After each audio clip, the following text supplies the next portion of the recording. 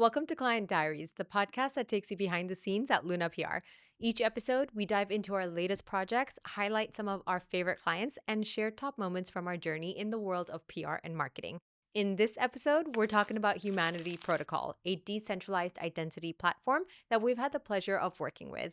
Joining me is a Luna PR team that managed this account.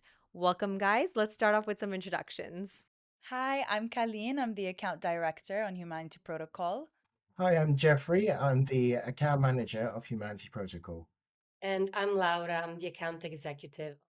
That's awesome. So this episode is a little bit unique because we have two of you guys based out of the UK, and we have Colleen, our director, who's based out of the Dubai office. But I think we're going to start seeing a lot more as our London team has expanded quite exponentially in the last 1 year. Let's start off with, I'd love to know a little bit more about Humanity Protocol. So maybe you can give me a quick introduction.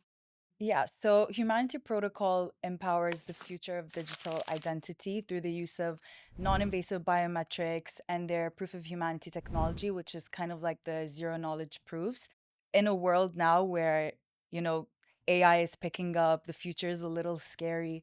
It's really good to have a platform like Humanity Protocol that tackles bots and scams, and it's really good for identity theft and all of the above. Yeah. So when I met Terrence, I think it was like 2 years ago, Yeah. Terrence is the CEO and He's the CEO founder. and founder, yeah. At the time, WorldCoin was massive. It was Yeah, like there was like a new era of AI based companies coming in. WorldCoin was one of the earlier yeah. ones, but there was a little bit of scandal Mhm. with the globe that they Controversy, had. yeah. It's called a globe, right? Yeah, Yeah, the globe that they had because it was quite invasive. Like you needed to put your eye scan yeah, in there, and that would give you like a proof of identity. yes, And what Terrence said was that Humanity Protocol is doing a palm scan, yes, and that's less invasive. And everybody has a different palm. It's like a fingerprint, yeah. which made so much sense to me. All right, so talk me through what our scope was. So we have the global scope for PR, and that includes, drafting the press releases, distributing them, media relations, pitching for speaking slots at conferences, doing partnerships where we can, being on ground where they're attending, whether it's an event, a conference, making sure we invite media, as well as getting them, media introductions on ground too. We've also gotten our video team inside to do reels for them during whether they have speaking slots or at their booth, take some photos. So that's kind of something that we included in our scope as well. Cool. Yeah, I like that. I think that a lot of times we kind of silo the media side with the media and forget about the social Yeah, media. And I think in order to make impact, all of it needs to come together. You need to have a holistic approach to all media platforms, to all social media and media yeah. platforms. So that's cool that we did that. What would you say was your biggest win so far on this account? Each of you give me one. I would say for me would be like Bitcoin Mina. They attended in December 2024, and I was visiting our Dubai office and had the pleasure to be able to be on ground with Terrence and help manage, all the interviews. We secured a few with like top tier outlets, and also that really helped also build our media relations with one of them, and they ended up also publishing the press releases later on. So it was just really great to like be on ground, coordinating everything, managing it, and like seeing all the excitement around, the industry. Amazing. So how many interviews did you secure on ground? For that day, we secured two. That's awesome. And like with which publications? Web3 TV and Bitcoin Magazine, which are like really Awesome. good publications in the industry. And that was at Bitcoin Mina in Abu Dhabi, right? Exactly, yeah. Yeah, I remember. So my biggest win would actually be the latest announcement they did. Well, they actually had a valuation of over 1.1 billion now.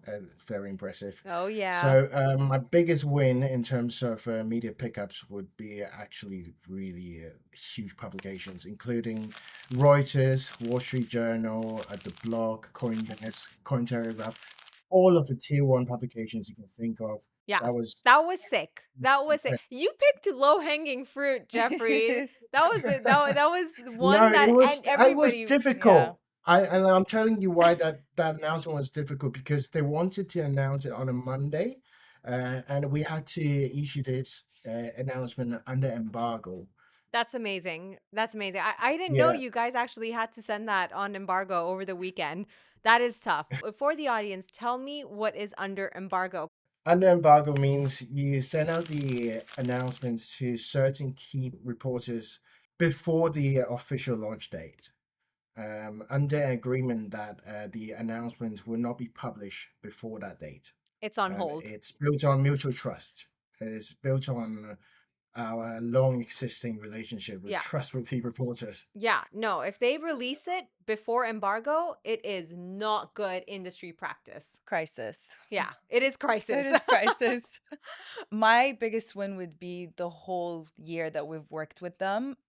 So we actually did a check for them last month, and we saw that the AVE that we accumulated and the UVM was really really high, which we were very happy about. So what was the advertising value, the AVE? Advertising value was $13 million.